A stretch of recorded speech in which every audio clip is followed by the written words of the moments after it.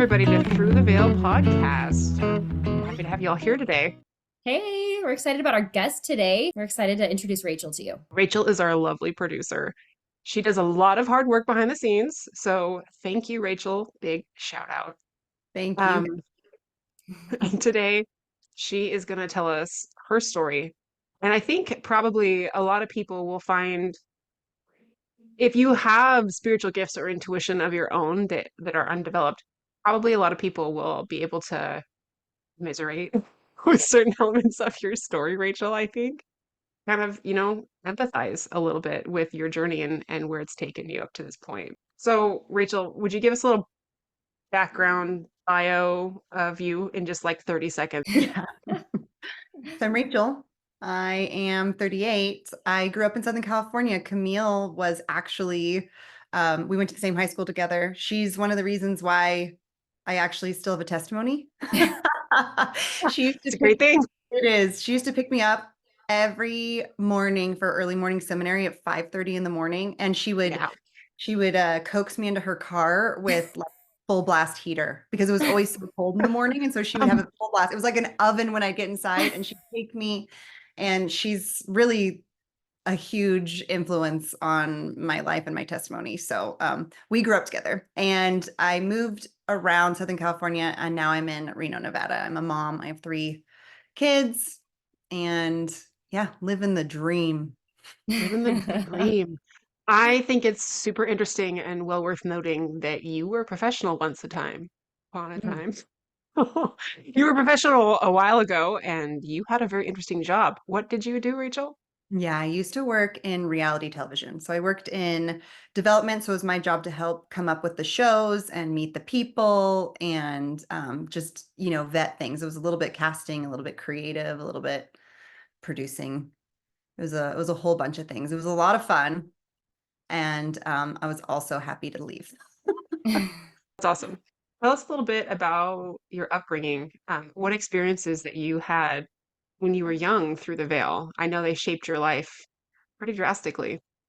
They really did. When I was little, I had a lot of experiences, mainly with evil spirits, is what I will call them. I can Um, relate. yeah. And that's what was so crazy when I met you, Elle. And, the other people that have come to meet because of you is how similar that was. And so one of my questions after I tell my story will be, why do children mostly have these experiences with evil spirits? Like, why Yeah. is it so easy for that to happen? So, anyways, as a child, I would often see again and feel evil spirits, and it was terrifying. In my home, it was kind of a contentious home. My parents were divorced when I was 8, or my dad left when I was 8.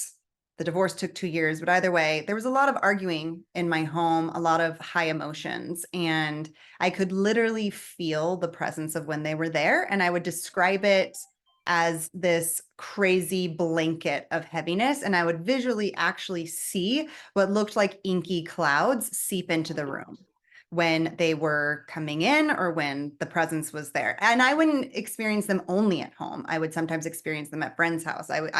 No matter where I went, I could walk into a room and sense them if they were there. So what would you say was the trigger, the catalyst for that? Was it when there was contention? Was it when there was arguing between your parents, or did something bring that in, or did it just happen on its own? I can't actually tell you a time that I remember them not being there. And sometimes the catalyst was the argument, and sometimes the heightened of the contention. And then also something that I'm sure people will find familiar is when you're scared or you are angry or you have your own big ball of negative emotions, that also feeds into it. And so Right. it would become more palpable. I would see it, experience it, feel it more as a kid. And so I have like lots of memories of them. But one that really sticks out is a lot of them would focus in my parents' room, and we laugh about this, but sometimes, what is it about closets? What is it about closets that was really Why? like, yeah, a big nexus of it. And I would feel it a lot. Coming out of my parents' room, but mainly focused in their closet. But either way, I had to use the bathroom. There was only two bathrooms in my home growing up. And the one in the hallway that was the kids' bathroom was being used. And so I had to go into my parents' room, which I would usually do in a full sprint because I was so scared. And so like I would psych myself up to go into their room because I would always feel them really strong there. And so I'm full sprinting down the hallway of my childhood home, and I turn to go into their room, and like a giant dark spirit is literally running at me, coming out of the room with its mouth wide open, like yelling. I can't actually hear the yell, but it's running at me. It was the size of my parents' door. I was terrified, just terrified. And I turned around and I was like, I guess I don't need to go to the bathroom. I guess That that's is that. freaky. I don't It was understand. Like, I didn't have all these. I had like a couple times as a kid I was spooked, but this is wild. it was Yeah, it was terrifying. And then sometimes I'd go, one time I was at a girlfriend's house, having a sleepover one weekend, and they were there, of course. And that was what was always hard, because if I was in a home that I knew I was going to sleep in and they were present there, I had a harder time falling asleep, of obviously. course.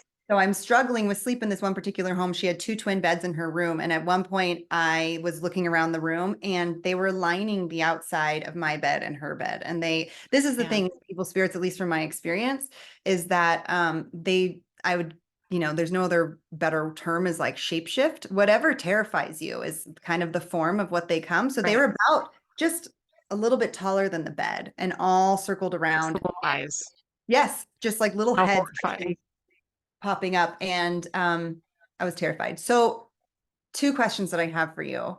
One, I am a very imaginative, creative person. So I've always struggled with this idea of, is it my imagination?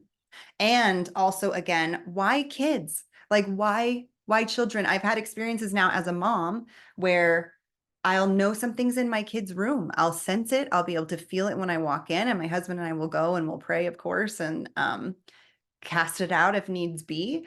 But there's just something about, is it the innocence of childhood? What do you guys think? There are a couple of theories that I have for this. And I'm not the beginning and end of knowledge here, but I have had a lot of experience with negative entities. The question about whether or not everything happens to literally be there, or whether it's an imagined or just fear based, some kind of a psychology that our brain plays on us.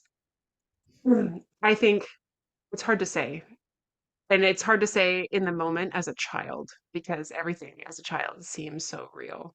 Hmm. And we do know, I mean, if you think about the Bible, think about how often Jesus went left and right casting out bad Yeah. spirits, right? I think there are different degrees of negative entity. And I think that there's all kinds of negative things around us all the time. Um, they don't have the power to interact with us unless we allow them to. And some of them are more benign, if you can call something like that benign, right?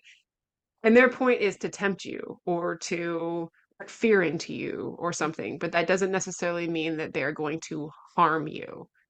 But the fear is real. The fear is there, and that's usually an outcome. And I think children maybe just see it a little more often because they don't have the filters that we have as adults to weed out things that we deem not real, right?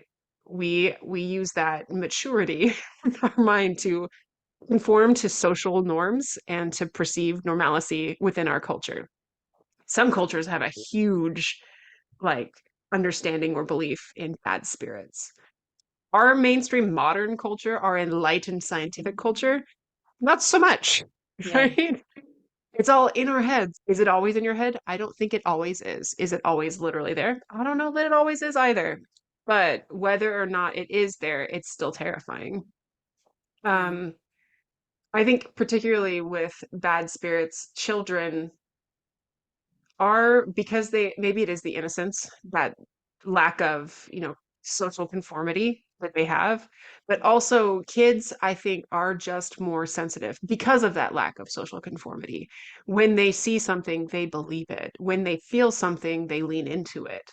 And they are just naturally more close to that higher vibration, that higher energy level, right? And I know we've talked about, maybe we haven't, about there is like a scale, an energetic scale. Spirits are purified matter, they're refined matter. If you think about like the laws of physics, energy can't be created or destroyed, just transformed. When we pass away and our spirit leaves our body, the spirit itself is a purified, refined state of matter, and it leaves this physical matter that it's encapsulated in. Physical things have a lower vibration, they have a less refined state to them, which is why we can touch physical things, right? Because the vibration, even of those molecules, is so slow that they have a physical form. When you think of something like liquid or gas, that energetic speed within that matter itself is quicker, it's faster, which is what pulls them apart, which is what gives it the lightness or the gaseous nature. So spirit matter is even a step above that. So children, I think, because of this innocence, because of this awareness, they are just closer to that higher vibration, that higher frequency. And the darker things of spirit will lower in that higher frequency because they're not light, right? They're slower. They're closer to our plane. So they're the first layer of interaction, maybe, until you can figure out how to bump yourself beyond that or move beyond it or protect yourself from it. Um, so I think that they just kind of interact with that maybe more naturally. Now, is every childhood fear based on something evil or negative? I don't think so. I don't think Yeah. so. I still don't think it's like an everyday occurrence for most children, but maybe sometimes they are real things. I think a lot of times people who are sensitive to these things are tapping back into that, or maybe never fully lost it from being children. And oftentimes, as an adult, the people I've run into who have had experiences, spiritual experiences from the other side, there is a sizable percentage of people who have had negative experiences. And I think it goes back on that explanation. This is my theory that it goes back on that explanation that we just happen to be closer, that more negative level of spirit matter. But that doesn't mean you have to stay there, and doesn't mean that's all that you have to experience. But unfortunately, most children don't know how to self troubleshoot Yeah. that experience. And I think that might have been where you were, Rachel. I definitely was where I was as a child.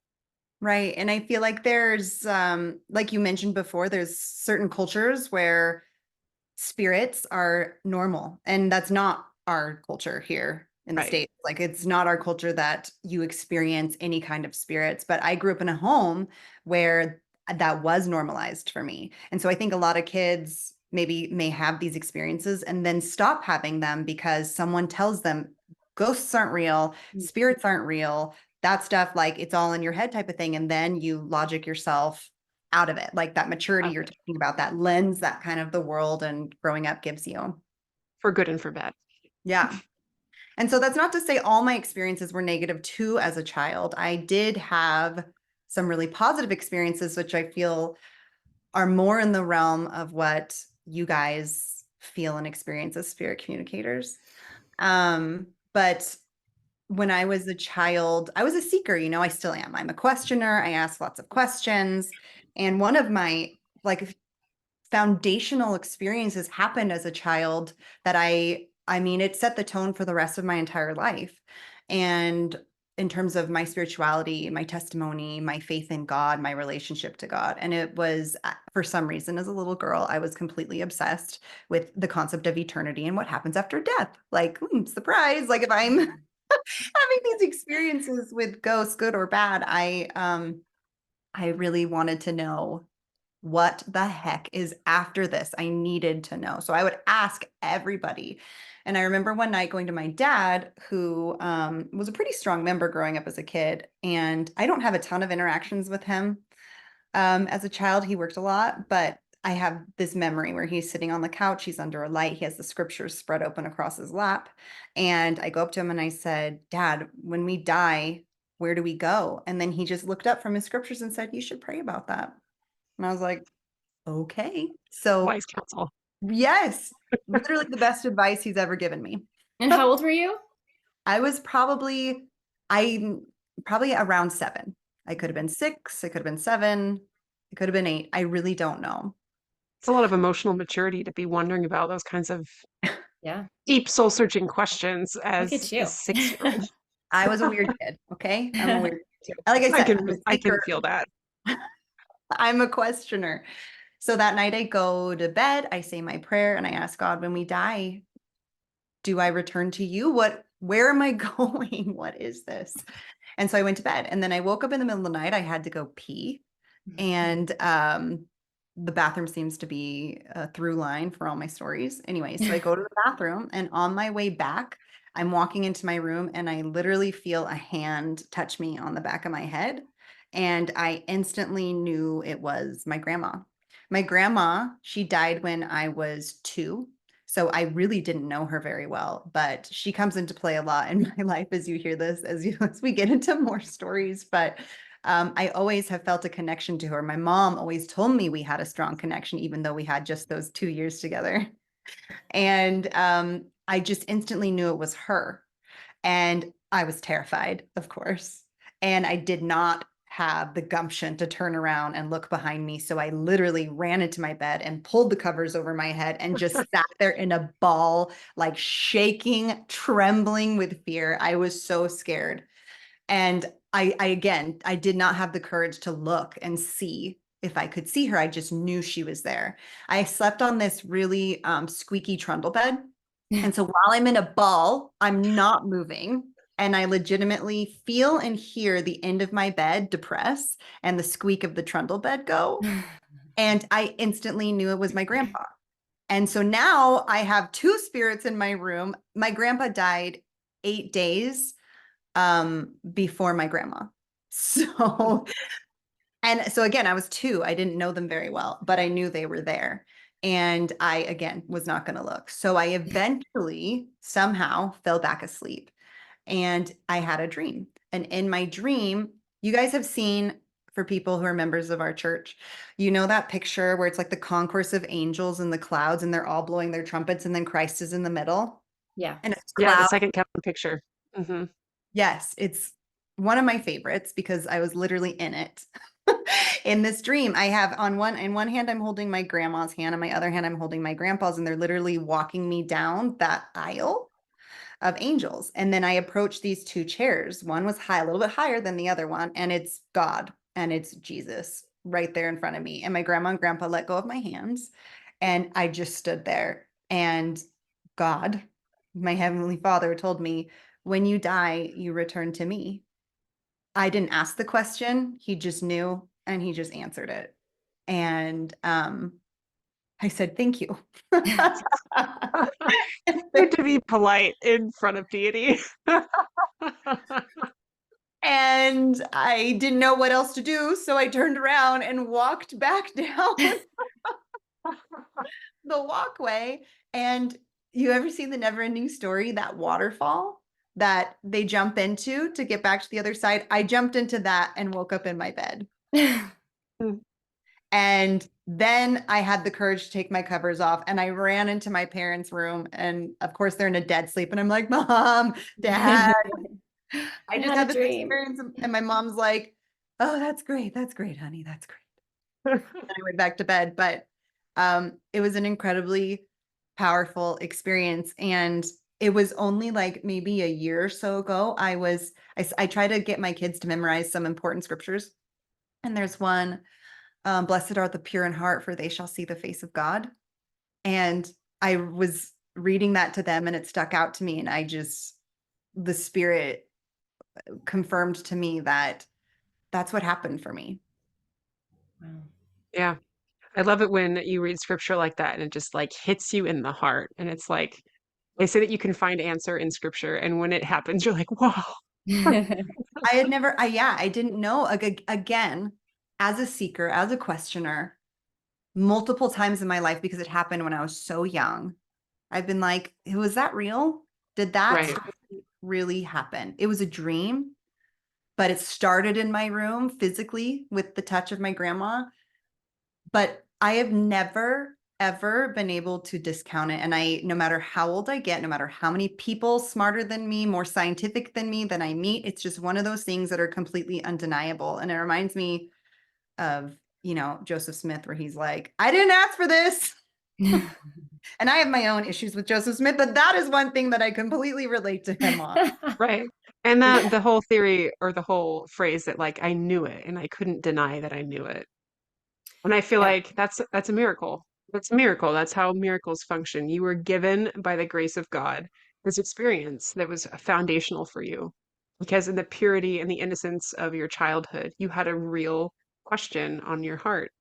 And he answered that question for you, knock and ye shall find, seek and ye shall find, knock and it shall be opened unto you. And what a powerful, powerful thing to occur. And I've had the same, like I've witnessed miracles, like things that defy all explanation. And you can't deny it when it happens, even though it seems crazy or imaginary, even the results are the results that occurred and you can't deny it. You feel that weight spiritually. Yeah, and I think that it's important to also mention the difference between like there's a different impact when you have a dream that has a spiritual message Right. for you. I mean, yours was so visual, like you literally were talking to God. Like that's very like point blank, like there's really not like a lot of symbolism there. Like you were just literally seeing and talking to him. But I think you can just feel that this like impact in your spirit when you wake up from a dream like that and it stays with you. It doesn't matter if it happened like, 30 years ago. I've had dreams, they weren't as literal, but they were like there was a spiritual message, there was a spiritual undertone, there was maybe some symbolism. And I wake up and it just hits me differently. And I'm like, Right. I just know this message is from God. It feels different than normal dreams are kind of like weird speed, weird sequences, intensified emotions. It doesn't really make sense. It's kind of wacky. But when you have these lucid dreams that happen at like a real life pace and then you wake up with this, you just know our spirits are just equipped to know this was not just a dream, this was an experience. Right. Yeah, that's a good way to put it. Yeah. So I know your mom had a big influence in how you perceived your experience of this gift as a child. And she, can we use the word self-proclaimed psychic? We can. So she's a wonderful woman. She is a powerful woman. And it actually, this self-proclaimed psychic, I don't know if my grandma, this one that visited me, used that term on herself either, but both of these women knew things they had no business knowing. And were also very visual in their Hmm. experiences of this gift. And so my mom from very young would tell me, Rachel, you're psychic. You know things. And I always had this love-hate relationship with it because I could tell from a very young age that I could pick up on things about people and places that I did have no business knowing, that just kind of came to me. But I also had experiences again where, so because I was a child of divorce, I've been through therapy, okay? And my therapist once even told me, she's like, kids who come from kind of, um, contentious homes or go through these experiences as kids, they sometimes develop these things, she called them antennas, where you become so fine-tuned to trying to understand people's feelings and emotions because your home life was kind of rocky, that you just naturally become inclined. You learn people, you learn their mannerisms, their tone, their everything, so that you can walk into a room and you can just pick up on so much. So The again, safety mechanism.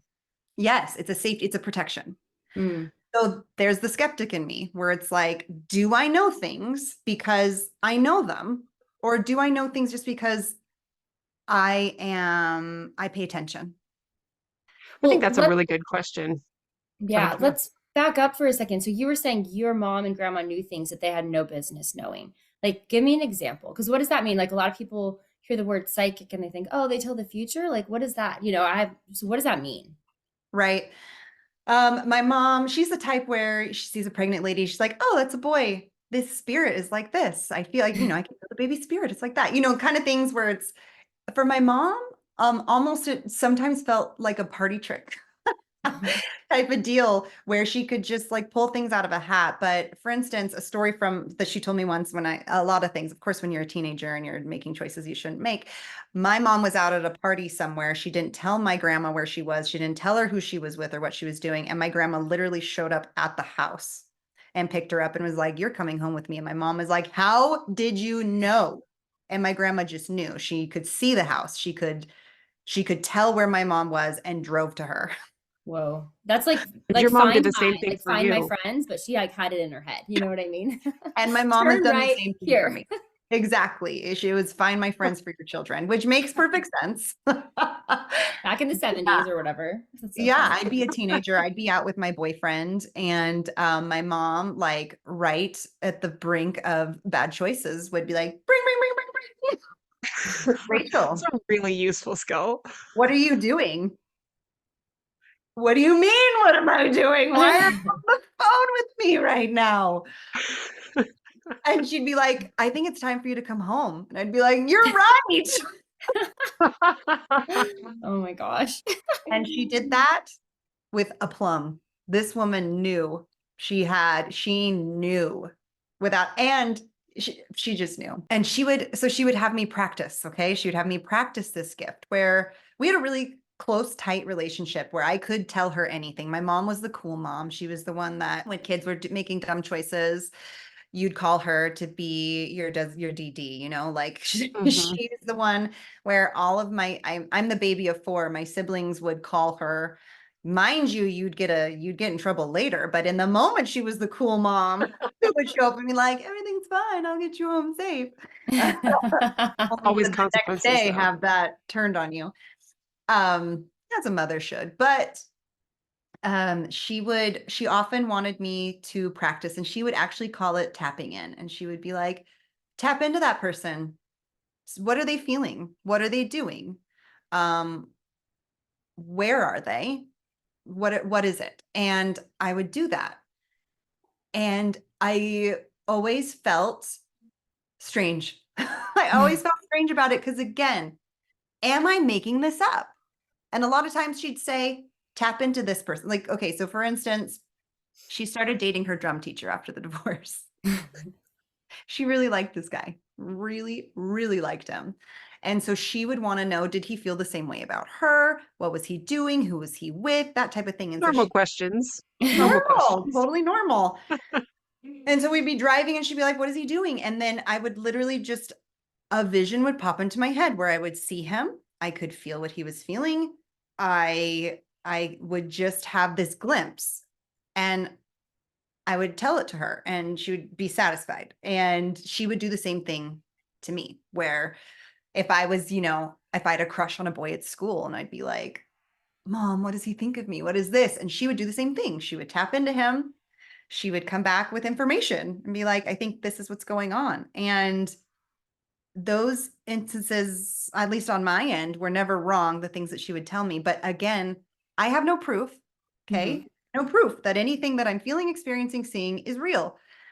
It would feel real. The things that would pop into my head were crystal clear, but I never knew where to place that. And I actually never even had a word for it until I met Elle, where you were like, "Wow, boundaries. That's a little bit unethical." And I had never had that thought cross my mind that, like, wow, there is ethics to this. Yeah. So, Elle, what are the ethics to this? Let's talk ethics. Ethics. Ethics are incredibly important with any intuitive gift. And the intuitive gifts are a wide spectrum of things, right? All the way from like having an excessive amount of empathy Mhm. towards someone through spirit communication, which, is what I do.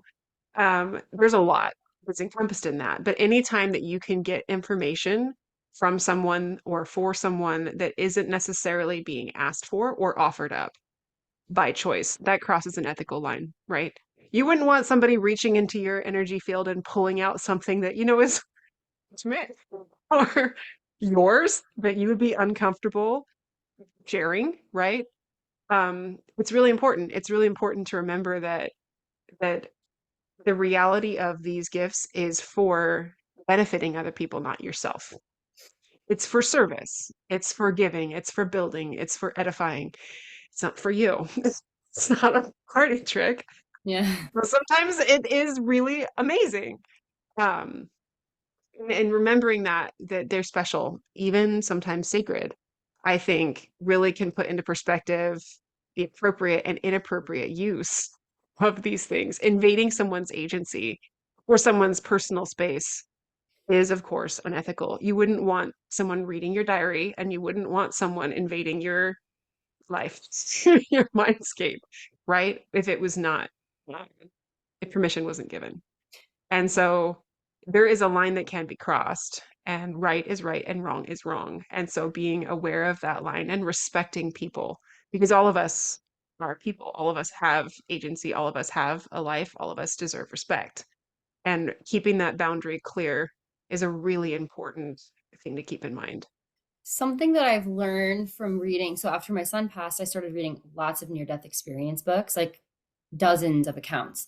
And one of the times somebody was asking a question, like someone that had passed, that had had a near-death experience, they're in the spirit world, and they said, well, spirits can tap into us and like connect to us and see what we're experiencing, but what if it's something we don't want them to tap into? Like, for example, if, you know, we had a bad relationship with like a tricky relationship with someone who's passed on, and we're like processing feelings about them and their negative feelings about this person that's passed on, and their spirit guide who was with them when they were in the spirit world was like, this gift of being able to connect with people that are alive is just for the benefit. So if there's those kind of feelings, those aren't like, they don't have access to everything. You know what I mean? It's not a tell all. When a spirit's on the other side, they can't just tap into any living person if it's not for their benefit or edification. So it's similar. Like, there's ethics on the other side with spirits, right? They're not just like, it's not nosy probing for them to just be in our lives. They're here to help us. So it's a similar concept.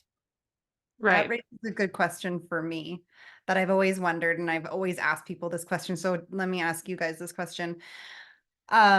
You've heard various opinions. Can the other side, good and bad spirits, can they read your mind? Can they hear your thoughts? Can they only physically hear something if you say it out loud? Like, my husband and I have this joke where when he really, really wants something in life, he'll be like, I can't say it out loud because then people will hear. Like, it's a joke, but The universe will hear. he literally Can't let it won't hear say me. things. He literally won't say things out loud because so good or bad spirits, what can they see? What can they hear? What is the boundary? You know, Elle, I've actually heard you tell a story where you're like, the shower is my boundary. Oh, Yeah.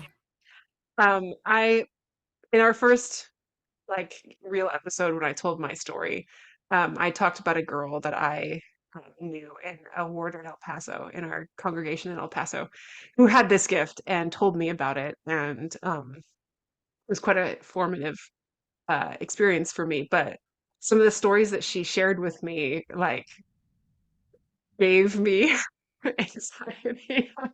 Like spirits in the shower, like taking a shower and then seeing someone poke their head around the curtain, and I'm like, I can't do that. No, no, no. Of like American Psycho moments, like it needs to be a no space. oh no. So that was always something. I had experiences when I was a teenager with that, where I would feel something come into the bathroom. And it didn't matter what it was, whether it was good, whether it was bad. But I had to just sit there and like, I was hyperventilating, and I would have to like breathe and be like, okay, save her, sing it him.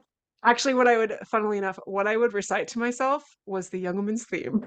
Oh, The daughter of my Heavenly Father who loves. Loves us and we love him. that's so tender. I love that though. Yeah, and that was my go-to in those moments when I was scared.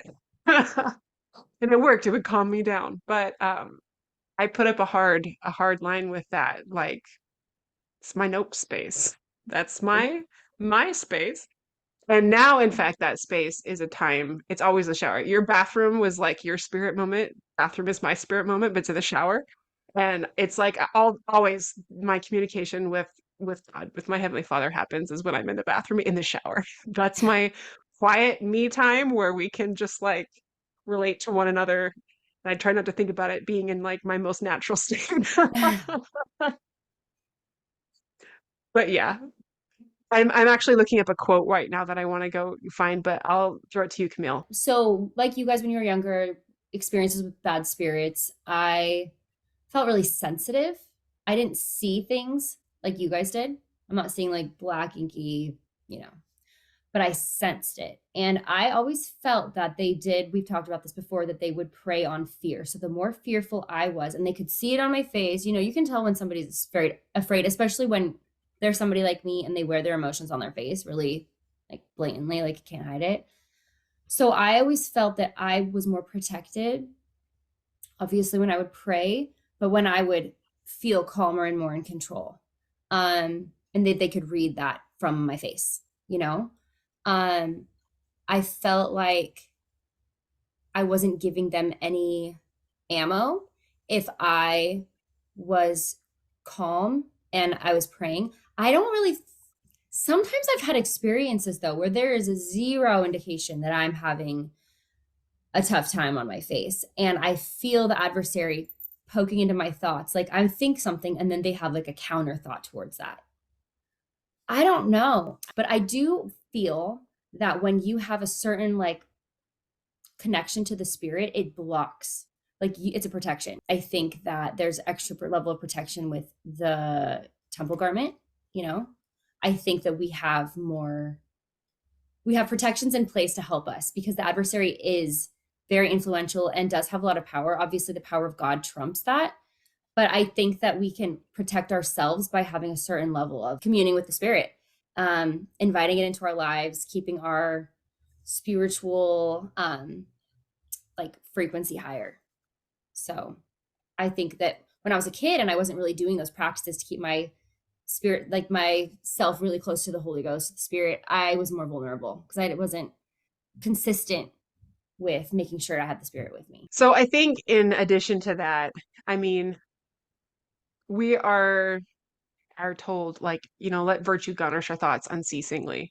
And I think that as Camille said, it does do a lot of protection because, you know, negative spirits, their job is to tempt us, to push us further than we would normally go ourselves, to give an opening for sinful behavior or for making poor choices. Um, and they know where those weaknesses are. I don't know exactly what their rights and abilities are and how it works for them, but there has to be some capacity for them to see that and be aware of those weaknesses, those flaws, those tendencies that we have. And some of that is based in our thoughts, right? Our thoughts lead to our emotions, they lead to our actions. And so there has to be some level of influence there. But there are also eternal laws, and they have boundaries like we talked about before. They must have due to our agency, right? And there have been so many moments, this is too personal to share, like intimate moments with my husband. There was this one time we were, you know, getting affectionate with each other. We were like laying down in bed. Things may have been heading in a direction. And all of a sudden, this picture flipped down on our dresser. And I felt my brother-in-law in the room. And I was like, no, no, no, no, no, no. We Hey, must no. stop. No more. Not at all. Like, this cannot be shared. So, like, but in the spirit world, there are different priorities. There are different things. Different things matter. And physical things aren't as pertinent to them. Do they walk in on you when you're in the shower? I don't know. It like the I don't want to go as far to say like the rules of modesty don't matter, but different priorities matter at different times. And when you're in spirit, they're not the same. I don't know exactly where those boundaries lie, but I have been told again and again that there are boundaries. And they also have access to good things like Camille, I think she was mentioning in an earlier episode that with her son, sometimes she'll just think of Wesley just randomly, or he'll respond to something that she's thinking about. And definitely, they have maybe a greater access to the things that we're thinking or the things that we're feeling. And they often will respond to those things and they will help us out. They will give us positive feedback or kind of shift us or angle us or direct our attention at something that we need to notice or that we should do. And They definitely are aware of those things. Where that boundary is, I don't know, but it definitely stops at choice. Like everything, our whole point in existence here is to experience life. It's to be tempted, it's to make choices, it's to learn things, it's to grow. And they are ever aware of that. This is our time now to do that. And there is, I think, a huge line at interference with that, that they can help us, but they cannot change that trajectory of anything unless we choose to do so. But that makes me think of Hallie's story last week with the stroller. She was physically moved. Like I think when it comes to like life or death situations, Right. like there can be an interference. Right. And there are so many experiences from my own life where I'm like, was that a violation of agency? I don't You get know. 5 violations your entire life, so pick them carefully. Mark them down, tally them up. When I was dating my husband, we were in the car together. It was after our first date, and he had taken so long to legitimately like ask me out on a date. And we were driving down from the Provo Canyon. We had just gone hiking. It was fall. It was beautiful. And I had spent 3 hours in the car the night before talking with Hallie, BTR, about this guy that I was interested in, but he was kind of strange. And I was like, I'm gonna cut it off. I'm gonna nip it right in the bud because I don't need that. Like, I don't see it going anywhere. I had made up my mind. And usually I follow through with things when I make up my mind. We were driving down from this date. It was a fine enough date, but he's a unique individual, mind. He could not find shorts to wear to this hike, so he wore swim trunks on this hike. Why not? We're in his car, and I opened up my mouth to tell him we should just be friends. And I literally felt the Holy Ghost stop my tongue and instead put these words in my mouth. And what I said was, we should see how far this goes. And I had this moment, I was like, that's not at all what I meant to say. What Just happened. just happened? It wasn't my choice. But if I when I thought about that a lot, like that moment would have ended things. It would have stopped. He would have stopped pursuing me. It never would have gone any further. I don't fully believe in the concept of soulmates. I think that there are probably options, but he is like my best option. We fit together in a way that nobody else, I think, could balance me and enhance me in the ways that I need, and the same for him. And totally an act of God. The fact that we came together and got married in more ways than just this story. But thinking about that over and over again, I have come to the conclusion that at some points, at some times, it's not necessarily a violation of your agency if you would have made that choice had you known. Right. Are moments Good when point. the Lord has to intercede and Mm. or he sends a messenger or someone else to intercede. If it's not your time to get smashed by a car, then heaven is going to step in and they're going to stop that from occurring because someone else made a choice that would have untimely or unjustly ended your life or harmed you and your children, right? So there are, I think, specific moments where heaven can step in. In this incident, I needed to pursue this relationship with my husband.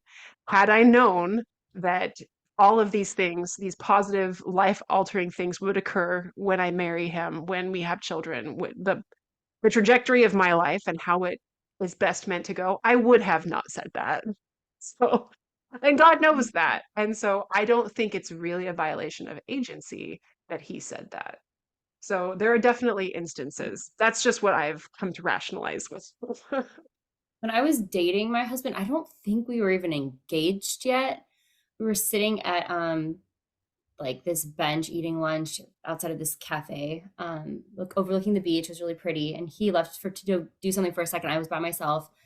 And I tend to have a lot of spiritual experiences when I'm in nature, like especially looking at something really beautiful by water, by the beach. And I heard a voice tell me, and this is like one of the few times I like it's hearing a voice, not just like feeling something or knowing something.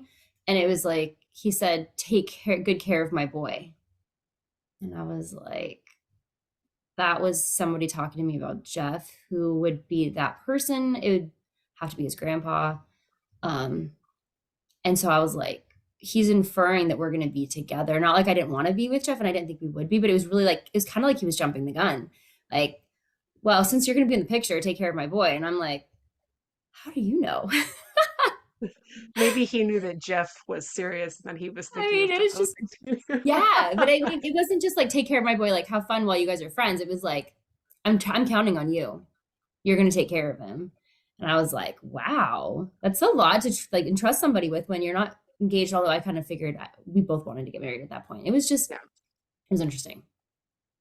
It makes me feel for those people though that have opposite experiences where their loved ones don't get stopped when they're crossing the road, Mm. where they say the wrong thing and whatever in the relationship and things go haywire or whatever. I feel I feel for those people who have the opposite experience and why that really makes people struggle with the concept and relationship with God, where why is it sometimes intervention happens and other times intervention does not?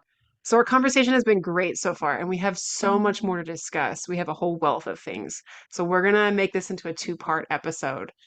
So thanks you guys for listening today. Please be sure to subscribe and click the bell. If you have questions or comments, please leave them in our email, which is through the veil podcast team at gmail.com. And come back next time as we continue this conversation with Rachel. There Part is so two. much more, guys. It's great. See you next time.